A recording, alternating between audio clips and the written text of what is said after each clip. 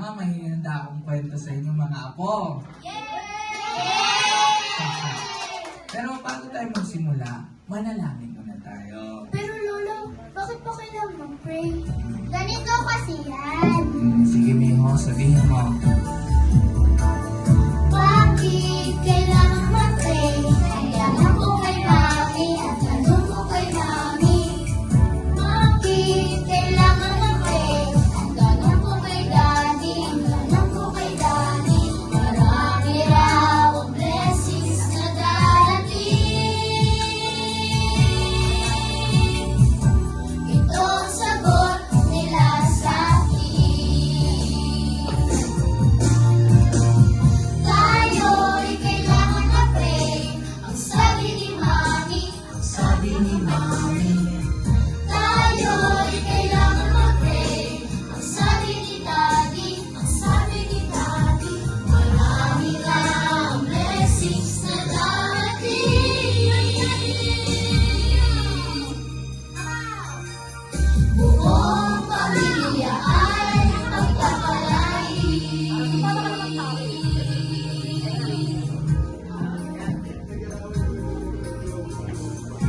Ito po ang aming samad dalangin sa pangalan ni Jesus. Kumusta kayo mga apo? Lahat masaya. Oh, pero bakit parang may malungkot? Kate? Okay ka lang ba? Anong problema ako?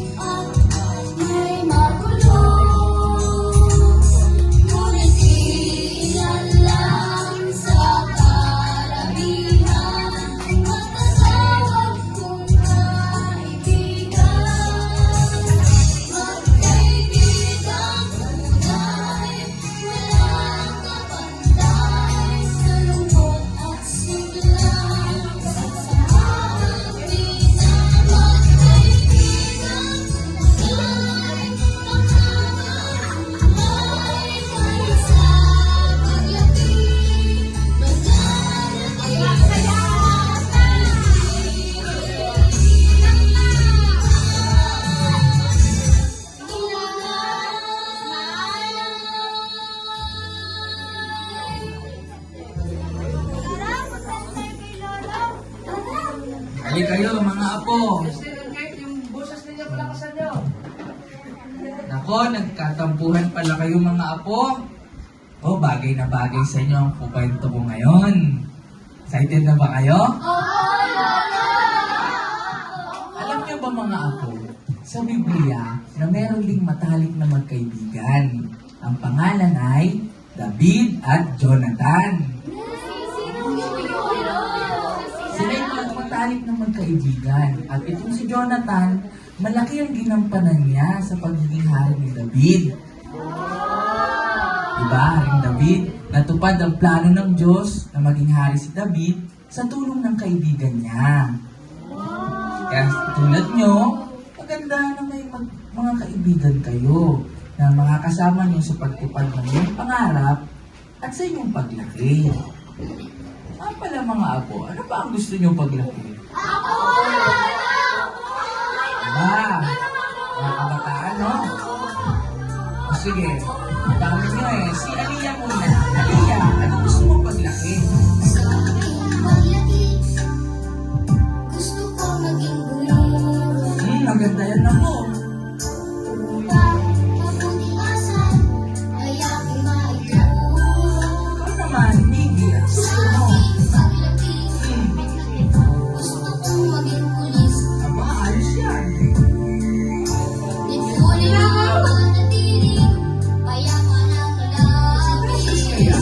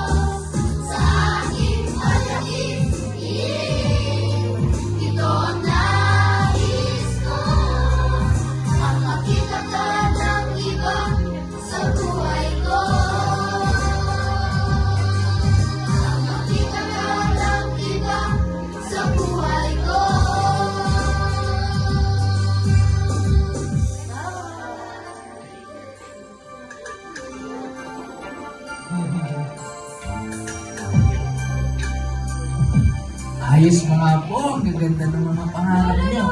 Ako po, gusto ko maging si Darna. Aba, Lola, ako po gusto ko maging si Batman. Aba, Ayaw ko makilala ko Tingin kay Superman. Di na rin ako minit kay Batman. Kahit lumilipad ng kalaban. Marami rin namang kahinaan. Ang natutunan ko sa Sunday school, iisa ang makapangyarihan. Pag nagbasa kami ng Biblia, ang superhero ay makikilala. Dahil may kilala ako na mas magaling sa lahat. Hindi na kailangan ng baril o espada, wala pang maskara. Oo, may kilala ako na walang makakatalo. Siya ang superhero at best friend ko na si Jesus. Siya ang superhero at best friend ko na si Jesus.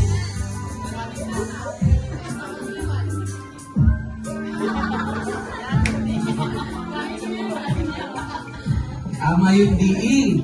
Si Jesus lang ang malakas. Edre, anak! Edre, uwi na tayo!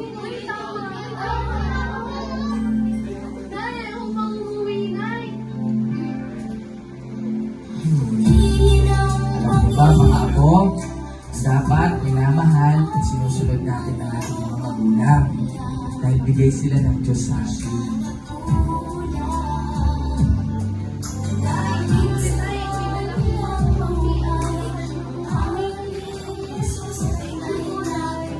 Yan ang gusto namin tututunan mo, anak. Gusto lang namin na mabalaki ka ng maayos.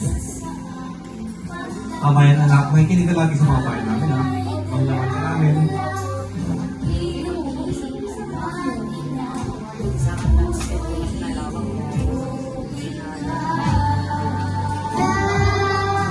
Salamat sa Panginoon kung binigyan niya ako ng mga magulang na lubos-lubos ang pagsinta.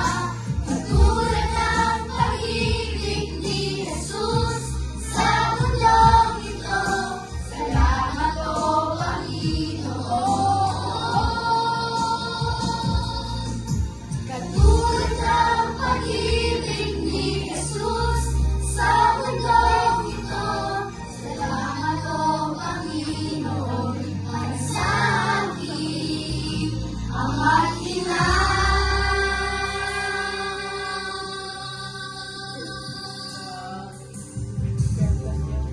Ang dami nating natutunan ngayon mga apo, no? Mula sa pag-pray, sa pagiging magkaibigan, sa mga pangarap niyo sa paglaki, at sa pag-ibig sa magulang. Pero alam niyo ba mga apo, may isang kwento na hindi niyo dapat kalimutan at itago sa inyong puso.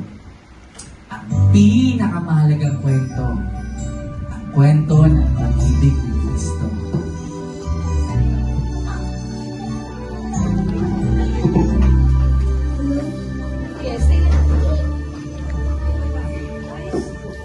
Ang pag-ibig ng Diyos sa akin ay di nagmamali, nagbabago, dapat wagas sa totoo.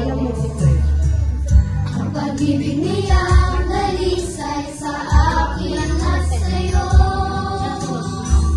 Akin ang ibahagi ang pag-ibig ni Kristo. Isang pag-ibig na nagbubuklod sa atin, nagbibigay liwanag sa mga nanlilindi. Atin ang abutin at isabog sa dilim. Hindi